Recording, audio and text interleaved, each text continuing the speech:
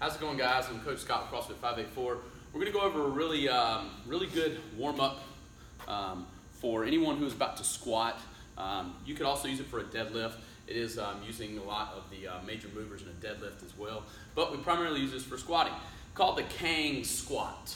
Okay, very popular in weightlifting, but a really good exercise for anybody who wants to do any kind of squatting.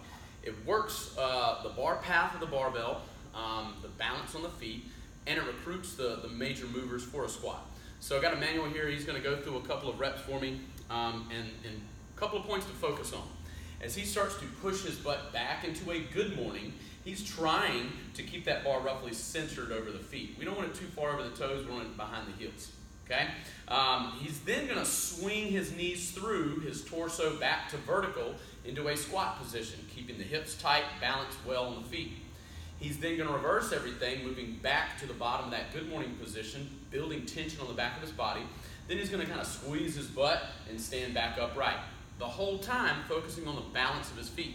So he's going to do a couple more kind of normal tempo.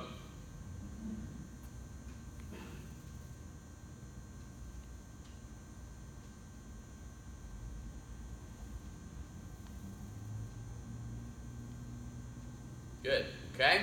And what we primarily do is, a couple sets of 5 to 8 reps. It's just with a barbell. You can add weight to that. It's a really good accessory exercise also. But we use them for warming up a little bit more just to train the bar path. And there's a couple of extra really good exercises. I'm going to get a manual lay down right here on his side, okay? The hip abduction, the clamshell, and glute bridging. A lot of times when people suffer knee pain, have some hip pain, a lot of times it really derives from, or it comes from lack of glute strength, lack of hip strength and stability. So the first one I'm going to get him to do is keep his leg straight out, okay? He's going to raise his leg like a bun buster, right? But the focus here is primarily on the back portion of his hip and the glute, okay? What we notice often is people tend to rotate the toe higher and turn to the inside, making it more the front of their hip. Not the direction we want to go in. What he wants to do is imagine leading with his ankle, lift with the outer part of his hip, just to where he feels that tension and really to the end of his range of motion. What a lot of people notice is they don't have a real big range of motion here. Okay? So he'll go for a couple reps. And we usually do 8 to 12 reps of this, several sets, 2 to 3. Okay? Hip abduction.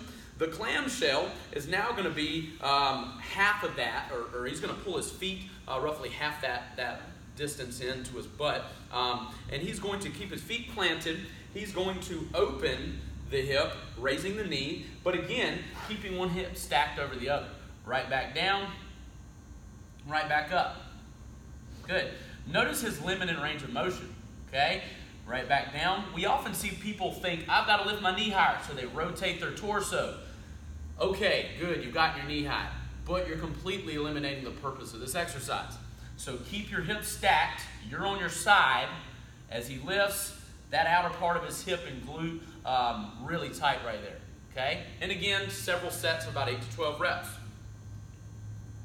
The last one we often do is called a glute bridge, okay? Very simple. We have 3 variations that we try to get people to go through.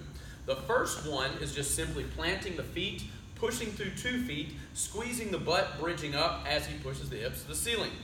Now, you can sometimes kind of poke your butt a little bit, make sure your glutes are firing well there. What I also, hips back down, try to get people to do is think about pulling your heels to your butt as you're pushing your hips to the ceiling.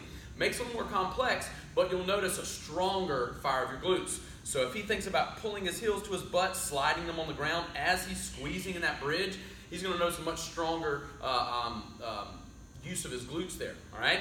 The second version, a little more complex, is he's going to extend one leg out in front, okay? Same idea, pushing up through the floor, bridging up, firing his glutes, but if he can think, pull my heel into my butt as I'm doing this, he will notice a much stronger use of the glutes there, all right? The last one is hugging the knee to the chest while he's doing that bridge. And just like all the others, you want to think, pull the heel into the butt as you're pushing the hips to the ceiling, firing that glute, okay? Really good, simple series, 4 exercises, the Kang squat, hip abduction, the clamshell, and glute bridging. If you go through that 2 to 3 sets, 5 to 12 of each of those, I can promise you your body will be very prepared to squat. In addition with some core work. But those squatting muscles and even deadlifting muscles will be more prepared to squat. So give it a shot, guys. Let us know what you think. Give us some feedback. If you got any other questions, feel free to check us out online, CrossFit584.com. Send me a text, call me, drop in the gym sometime. Have a good day.